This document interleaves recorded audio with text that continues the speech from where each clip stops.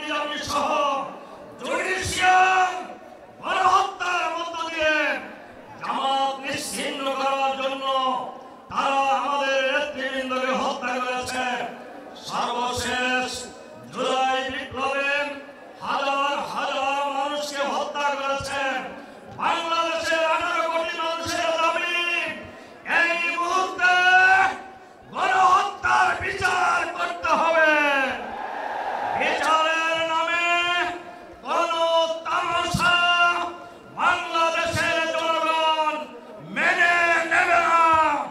এখন পর্যন্ত 1 বছর চলে গিয়েছে, কোন বিচারিক দৃশ্যমান হয় নাই। নির্বাচনের পূর্বে বিচার কার্য শেষ করতে হবে। শুধু কোটি কয়েক লোকের বিচার করলেই হবে না।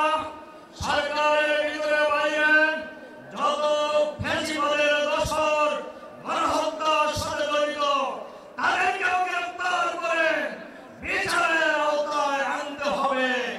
আমরা বাংলাদেশে ফ্যাসিবাদের কোনো লম্ব-জম্ব আর এক মুহূর্ত দেখতে চাই না। বাংলাদেশে কোনো ফ্যাসিবাদী শাসন ফিরে আসতে দেওয়া হবে না।